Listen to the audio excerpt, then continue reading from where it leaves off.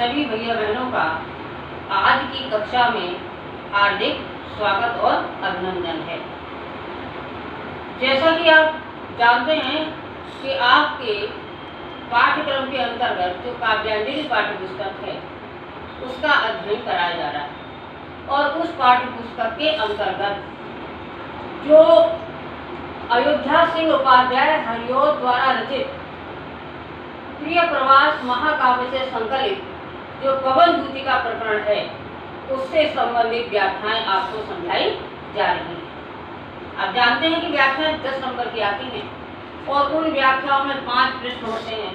संदर्भ का होता है, व्याख्या का होता है और 3 प्रश्न अलग प्रकार से पूछे जाते हैं जो उस व्याख्या से संबंधित भी होते हैं। और इन प्रश्नों में स्वतंत्र होता है पेपर बनाने वाला जो प्रश्न पत्र का निर्माण करता है कि वो किस प्रकार के प्रश्न आपको दे सकता है।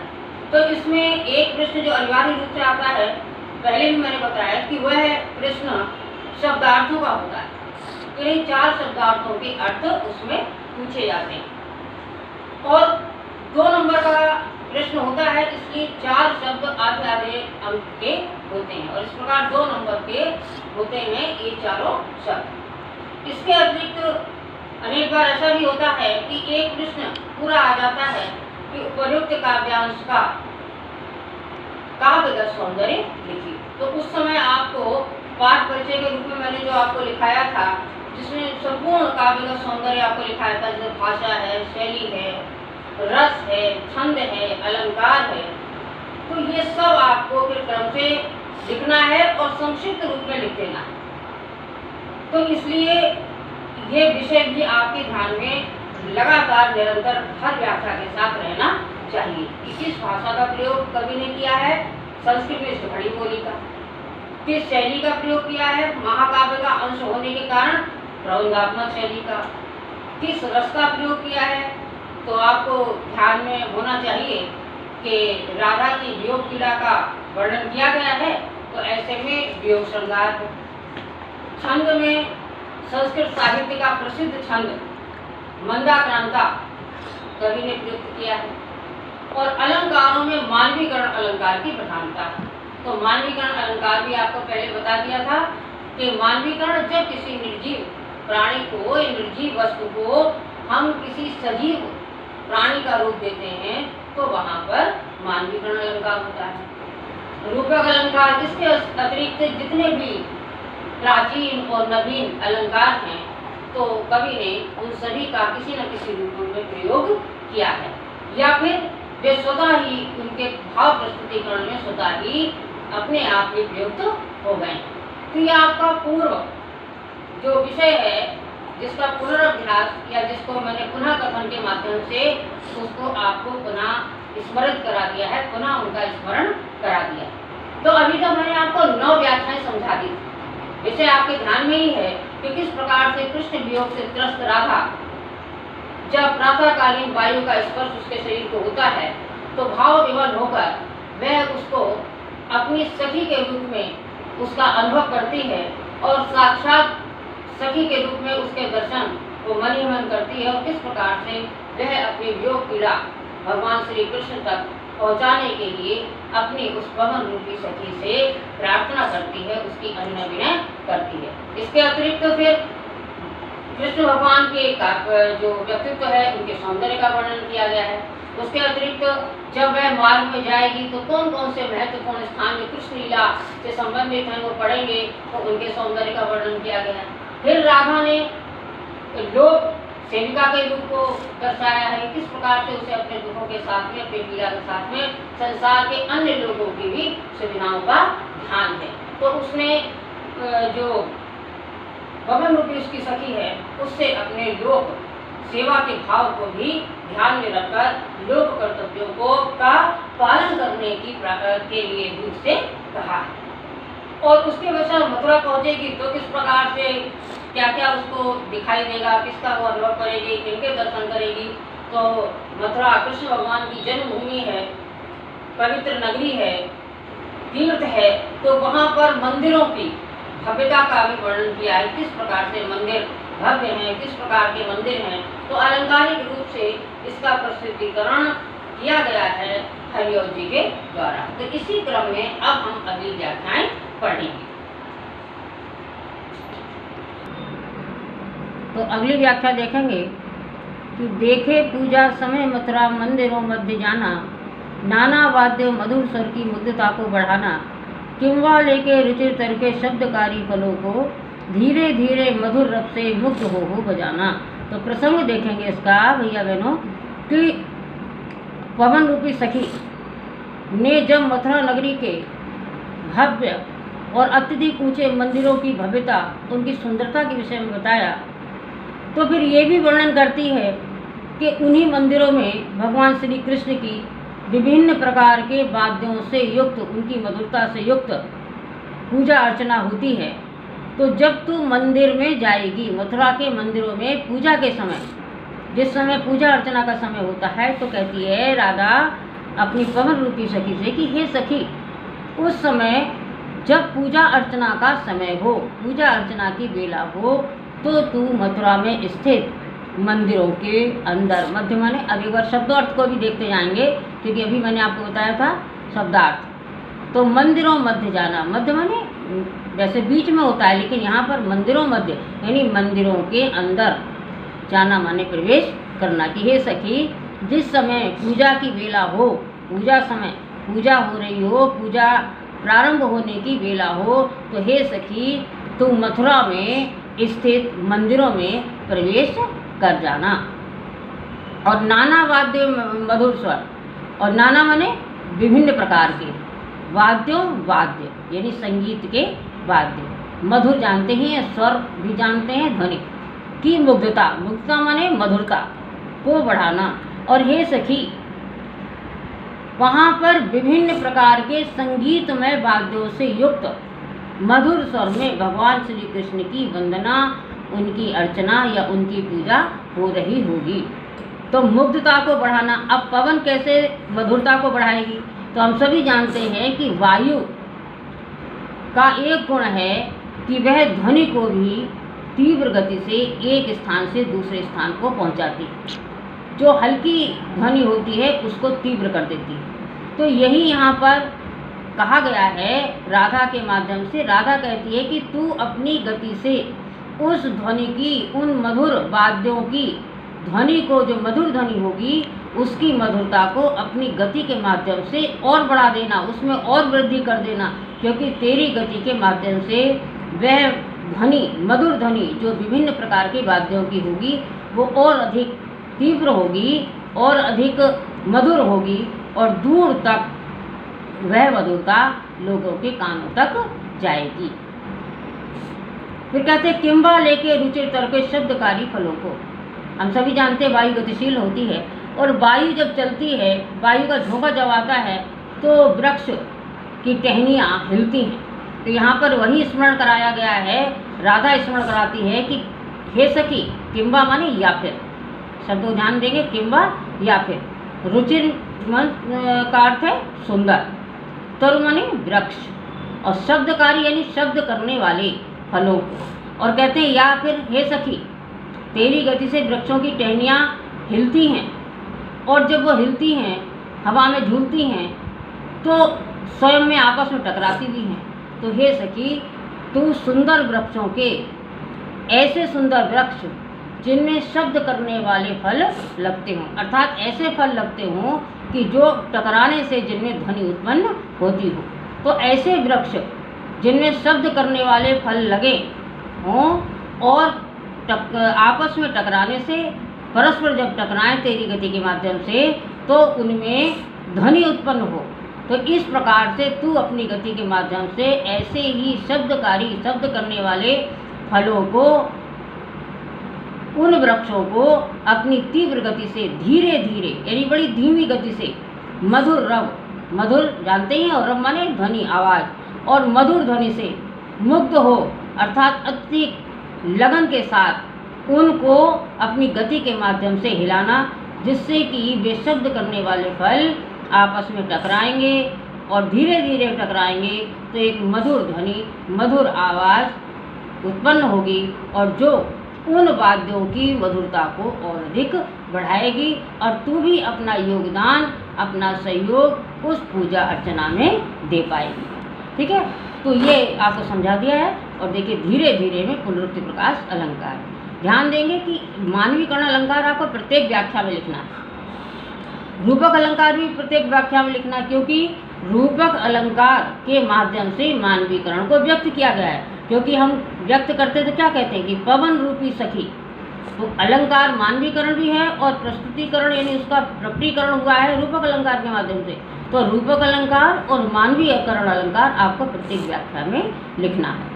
और एक अलंकार यहाँ पर हो गया धीरे धीरे यानी पुनरुक्ति प्रकाश अलंकार। ठीक है, अब अगला देखेंगे। तो यहाँ पर देखिए कि अब थोड़ा सा और कल्पना में राधा आगे बढ़ गई और 2 3 तू देखेगी जलद तन को जा वहीं तदगता हो, होंगे लोने नैन उनके ज्योति उत्कीर्णकारी, मुद्रा होगी वर वदन की मूर्ति सी सौम्यता की, सीधे सादे वचन उनके सिक्त होंगे सुधा से। अब काल्पनिक तौर पर राधा और आगे बढ़ गई और वह अपनी पवन रूपी सखी से कहती है कि हे सखी, मंदिरों में पूजा अर्चना में सहयोग करने के पश्चात, अपना योगदान देने के पश्चात जब तू कृष्ण भगवान के महल में प्रवेश करेगी तो वहाँ पर तुझे भगवान श्री कृष्ण के दर्शन होंगे। तो यहाँ पर राधा कृष्ण भगवान के व्यक्तित्व, उनके सौंदर्य का सुंदर चित्रण अपनी पवन रूपी सखी के समक्ष करती है। तो क्या कहती है राधा कि तू देखेगी जलद तन को, कि हे सखी जब तू महल में प्रवेश करेगी तो जलद तन, ध्यान देंगे कि जलद तन, जलद में बादल और तन माने शरीर, बादल के समान सांवला शरीर।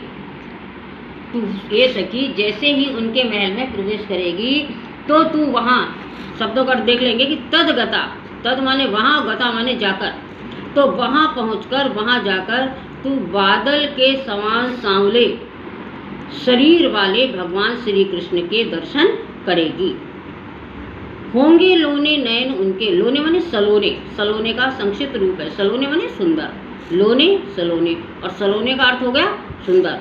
होंगे लोने नयन उनके, और हे सखी जब तू उनके दर्शन करेगी तो उनके अत्यधिक सुंदर नेत्र होंगे, अर्थात भगवान श्री कृष्ण के नेत्र अत्यधिक सुंदर है, मनमोहक है, मन को मुग्ध करने वाले हैं। सलोनों के सारे अर्थ लिख सकते हैं आप, सुंदर, मन को मुग्ध करने वाले, मनोहारी, मनमोहक, कुछ भी लिख सकते हैं। ज्योति उत्कीर्णकारी, ज्योति माने प्रकाश, और उत्कीर्णकारी माने विकीर्ण करने वाले, अर्थात बिखेरने वाले। भाव क्या हो गया कि हे सखी मेरे प्रियतम भगवान श्री कृष्ण के नेत्र अत्यधिक मनमोहक हैं, अत्यधिक सौंदर्य से युक्त हैं, और उन नेत्रों से एक अलौकिक प्रकाश, ज्योति प्रकाश और अलौकिक, ये आप विशेषण स्वयं प्रयोग करेंगे। तो एक अलौकिक प्रकाश उनके उन नेत्रों से विकीर्ण होता होगा, अर्थात एक अलौकिक प्रकाश उनके नेत्रों से बिखरता होगा, निकलता होगा।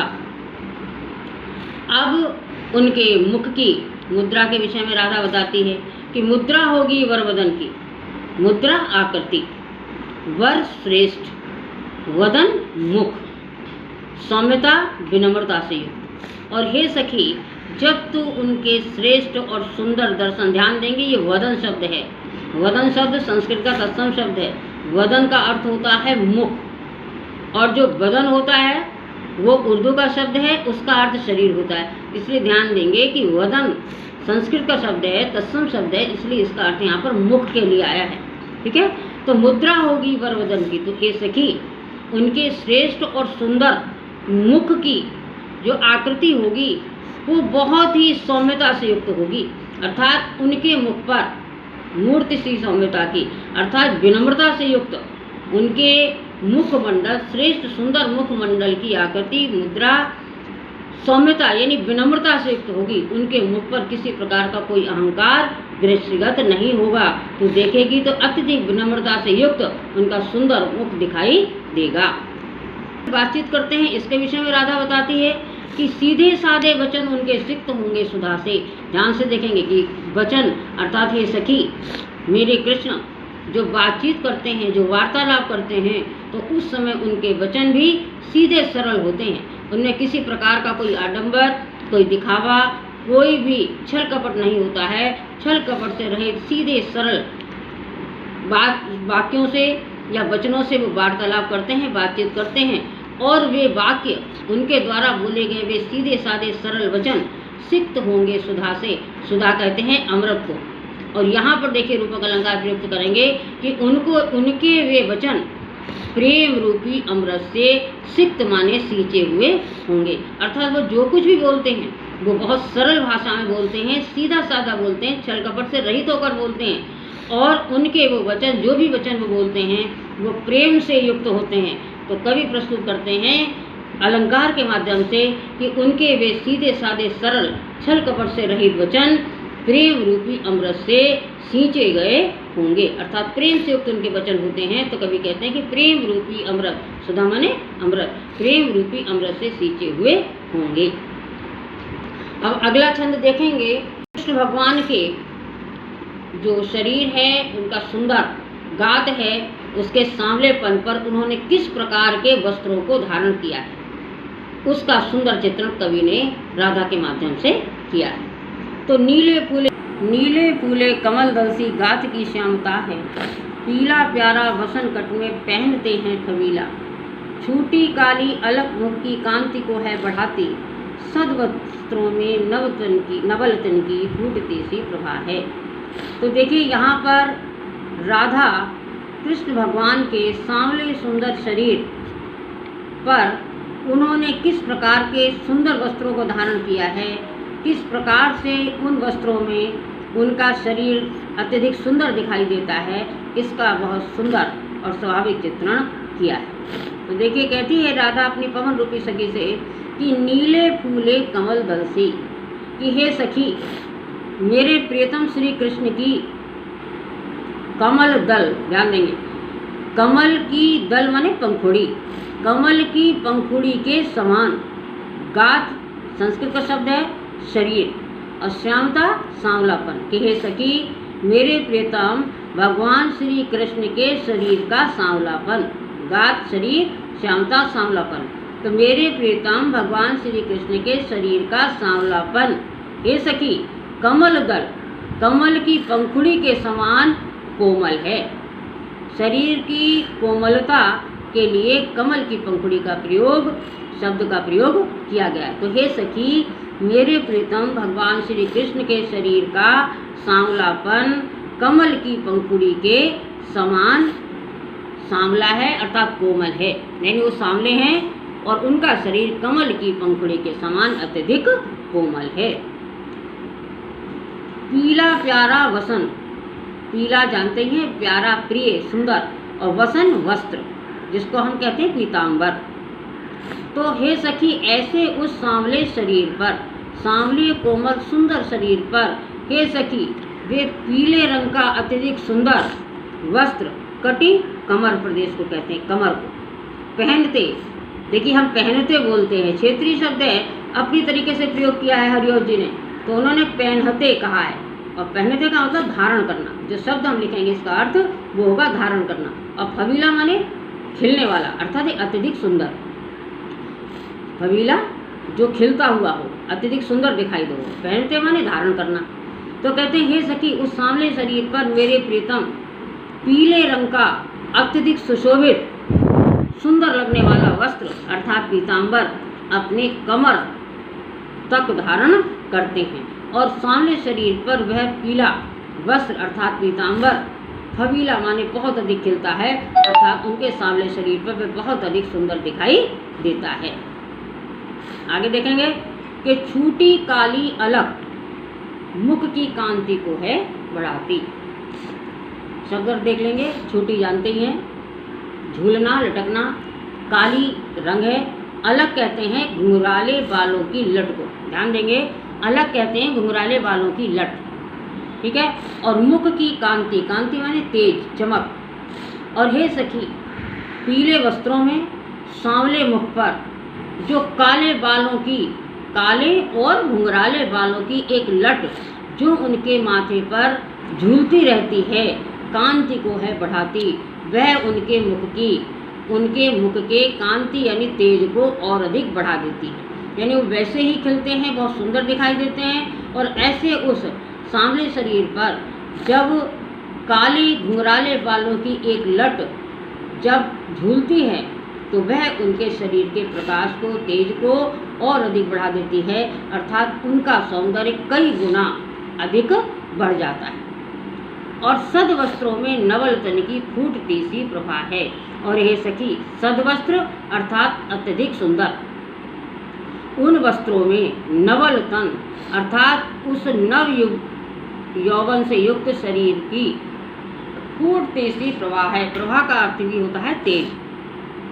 तो सामने शरीर पर जब वे इतने सुंदर पीले रंग के वस्त्रों को धारण करते हैं तो युवावस्था के उनके सामने शरीर से एक अलौकिक तेज फूटता है, अर्थात और अलौकिक तेज प्रकट होता है। यह अलौकिक तेज विकीर्ण होता है, बिखरता है। प्रभा का अर्थ होता है तेज। यानी इतने सुंदर वस्त्रों को जब वे धारण करते हैं तो उनका नव यौवन से युक्त शरीर, वे नवयुवक हैं तो उनका वह नव यौवन से युक्त शरीर अत्यधिक सुंदर दिखाई देता है और एक अलौकिक तेज उनके उस शरीर से निकलता है और वातावरण में विकीर्ण होता है, फैल जाता है। अलंकार को समझ लेंगे एक बार कि कमल की पंखुड़ी से शरीर की तुलना हुई है तो उपमा अलंकार हो गया, ठीक है। और यहाँ पर भी देखिए कि कांतिकों में आप लिख सकते हैं अनुप्रास अलंकार, ठीक है। तो इस प्रकार से ये हो गया आपका, अलंकारों में वर्णन कर देंगे।